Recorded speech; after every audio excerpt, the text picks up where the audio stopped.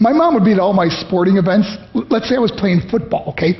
My mother would be on the sidelines, and if the play on the field started going one way, my mother would run along like, Mike, get him, get him! I'd be like, oh my gosh. I'd get in the huddle with the other guys. They go, Mark, is that your mother? I go, no, I never saw her before in my life. The greatest gift my mother ever gave me, she believed in me. I have overdosed on drugs on 3 occasions where I should have been dead. But I believe I was kept here for a reason. You show me your friends, I will show you your future. How do I know this? I hung out with losers, and I became the biggest loser of them all because I gave up everything I dreamt about as a little boy because of who I chose to surround myself with. My friends would drive me home at 2, 3, 4 in the morning. We'd be drunk and high, laughing in the car. We'd pull up in front of my house in New York. They go, Mark, the light's on. I go, oh man, my mother's up. See, my mom wouldn't go to bed until she knew her son was still alive.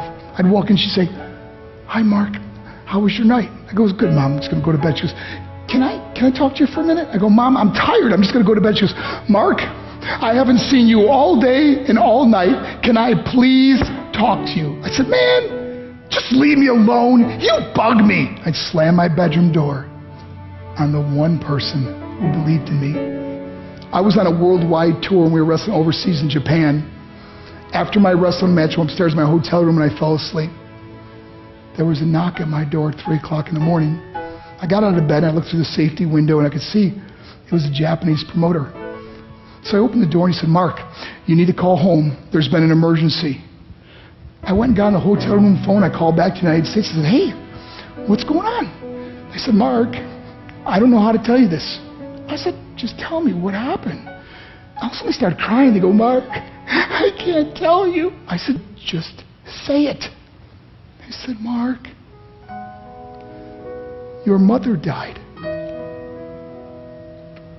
I just threw the phone down. I ran out of my hotel room. I took the elevator to the lobby, and when the doors opened up, I just ran out into the street. I mean, there was no cars, there was no people. It was 3 o'clock in the morning.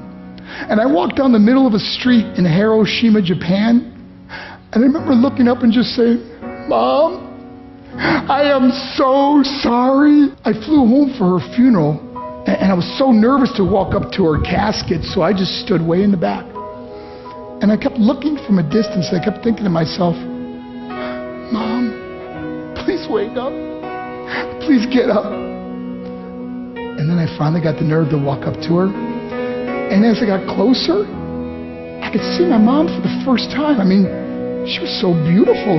She was dressed in white. I mean, she looked like an angel. And I just stood over her and I said, Mom, you are my hero.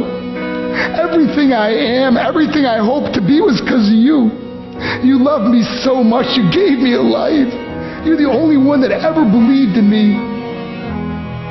How did I repay her? By getting drunk, by getting high, by getting stupid, by hanging out with losers? For what? All she ever wanted to do was talk to me. I wish I could talk to you now, Mom. I wish you could see what I'm doing. Why couldn't I have been a better son? We are defined by our choices. But if you surround yourself with people involved in drugs and alcohol and pills, it's a dead end. I'm not here to preach to you. I'm here to tell you I lived that life. It leads to broken hearts, broken relationships, broken dreams, and death. For what? To get high? If you have a mother or a father, when you go home, tell them how much you love them.